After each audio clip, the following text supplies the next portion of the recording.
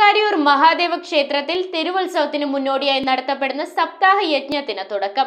Sajeev MS യജ്ഞാചാര്യനാകുന്ന Shri മന്നാരായണീയ സപ്താഹ യജ്ഞം March 13-ന് സമാപിക്കും. തൃക്കാരിയൂർ മഹാദേവ ക്ഷേത്രത്തിൽ തിരുവുത്സവത്തിന് മുന്നോടിയായി നടത്തിവരാറുള്ള സപ്താഹ യജ്ഞത്തിനാണ് തുടക്കം കുറിച്ചത്. സജീവ് MS യജ്ഞാചാര്യനായി നടക്കുന്ന ശ്രീ മന്നാരായണീയ സപ്താഹം മാർച്ച് 13-ന് സമാപിക്കും. തുടർന്ന് വരും ദിവസമായ മാർച്ച് 15-ന് തിരുവുത്സവാഘോഷങ്ങൾക്ക് കൊടിയേറും. ഒരേ ഒരു ഔഷധമുള്ളൂ, എന്താണത്? ഭഗവാന്റെ നാമം. അത് തന്നെയാണ്. അതായത് ഭേഷജം ഭിഷകം. അപ്പൊ ഈ എല്ലാ രോഗങ്ങൾക്കും ഒരേ ഒരു മരുന്ന്, ഒരൊറ്റ മൂലി. എന്താണത്? ഈശ്വരനാമം.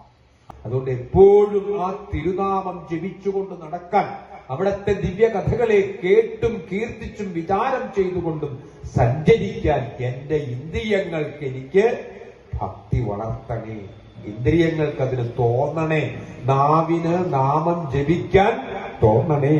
മാർച്ച് 24-ന് ആറാട്ടോടുകൂടി ഉത്സവം സമാപിക്കും. News bureau, Kothamangalam.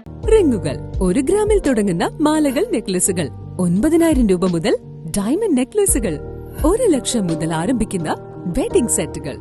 കൂടാതെ നിങ്ങളുടെ പഴയ സ്വർണത്തിന് ഏറ്റവും ഉയർന്ന മൂല്യവും. Maharaja gold and diamonds,